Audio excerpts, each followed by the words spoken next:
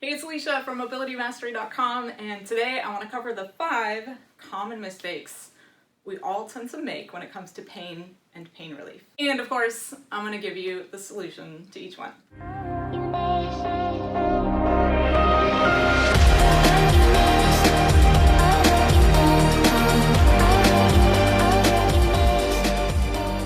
So number 1 is that, in my opinion, pain doesn't need to be scary, but most of us have either been taught that it's scary or we react to pain with a lot of fear. Why is this a mistake? Well, pain is feedback from our body. It's super important feedback, and we would do well to listen to it. If we listened to it more often, we'd actually have less pain overall and less severe injuries throughout our life, barring, of course, major accidents, like a car accident or falling off a ladder or something like that. And it's not actually that different from hunger pangs or feeling thirst, right? Or all these other signals that our body is giving us on a daily basis to prompt us to do something, right? To take care of this body so that we can live as long as possible, so that we can survive, right? And thriving, in my opinion, actually means embracing pain as a part of life and learning to actually listen to it so well that you stop being afraid of it, because you can know exactly what to do to take care of it. So step number 1 for the solution, is to start learning to embrace the pain you're feeling, which I know is probably a tall order, but number 1 would be to stop the reactivity and try to get curious about your pain instead of being afraid of it. So that's tip number 1. Swap your fear for curiosity and see what you can discover about your pain. Number 2, and I see this one all the time, and it drives me crazy. Stop going to the site of pain, right? So if you have low back pain, please stop foam rolling your low back, stop getting a chiropractic adjustment in your low back, stop getting a massage where they dig into your back or your glutes, because almost always where the pain is not the problem. It just so happens to be the part of your body getting your attention that something's not quite right, and you are being asked by your body to figure out what's wrong so you can fix it. Now, I have tons of videos here on Mobility Mastery that can help you find the root cause of pain. So the solution here is stop going to the site of pain and instead look for the root cause. And we would be here a lot longer than I want to be today if we really went into finding the root cause. But as I said, I have a ton of videos that can help you problem solve that, either here on YouTube or on the blog. And I'll just say for now that you want to start anywhere besides the site of pain, right? But you can search here on YouTube or the blog by body part for the pain you're feeling, and it'll actually give you the solution. Or you can find one of my videos on how to find the root cause of pain so you can start changing how you think about it.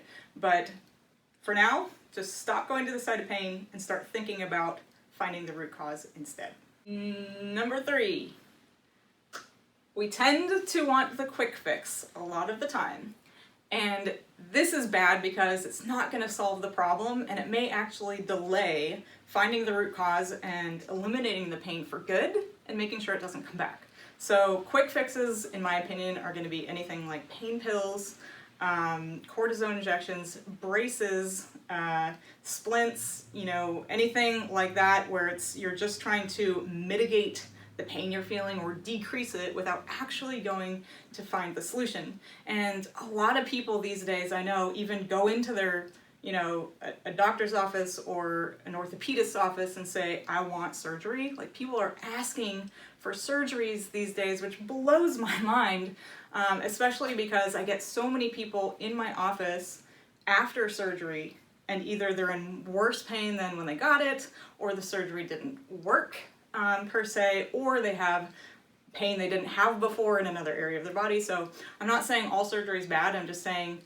maybe think before you ask for surgery to get out of pain, because chances are, unless you've had a catastrophic accident or maybe fully ruptured rotator cuff tendon or something like that, but even in that case, I might give it a maybe here, you probably could get away with an all-natural holistic solution that finds the root cause, keeps you healthy and vibrant, and doesn't actually create scar tissue and trauma to the body through something like surgery.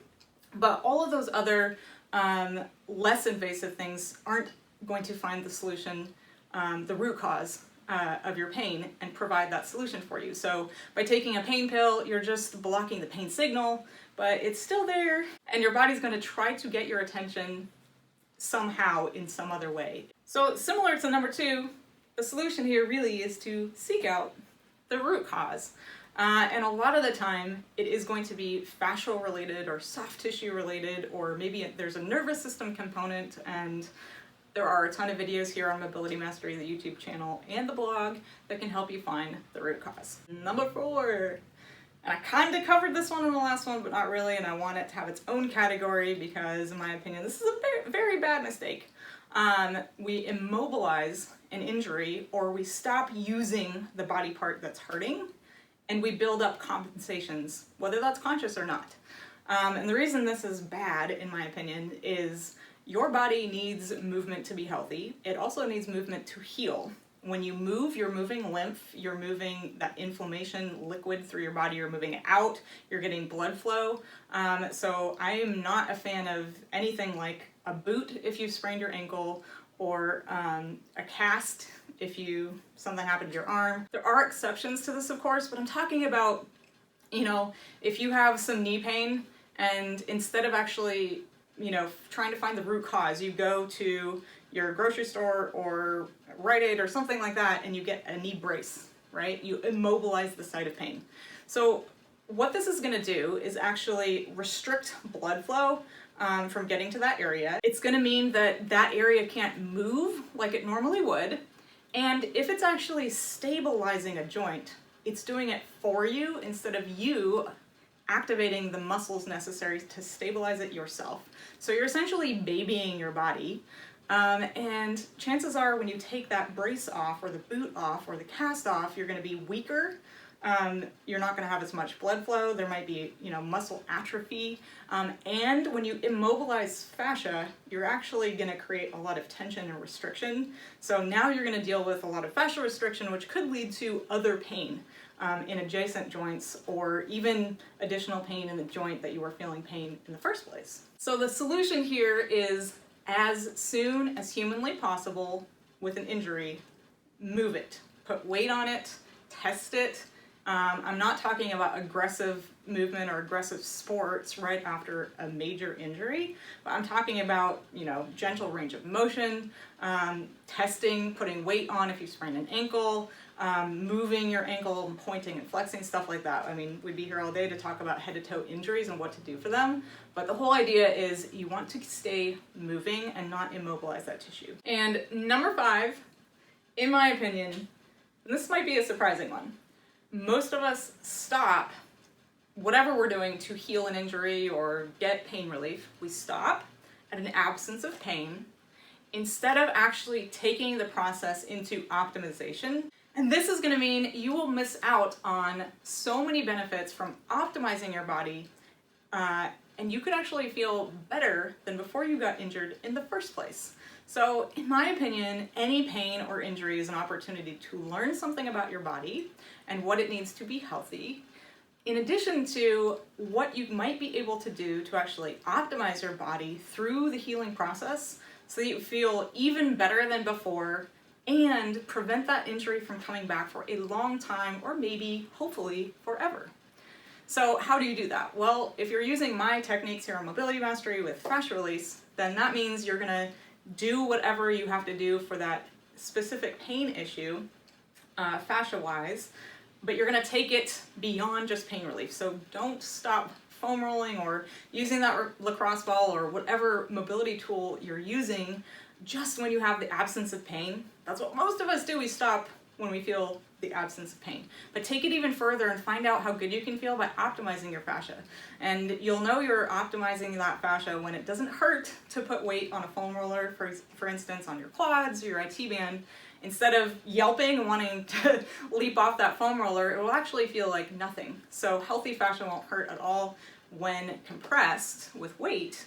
And what this will actually give you is the chance to feel light and buoyant, and you will have optimized the giant spring that your fascial system is, that allows you to move through life fluidly and prevent injuries and basically feel awesome and be faster and stronger without having to get faster and stronger.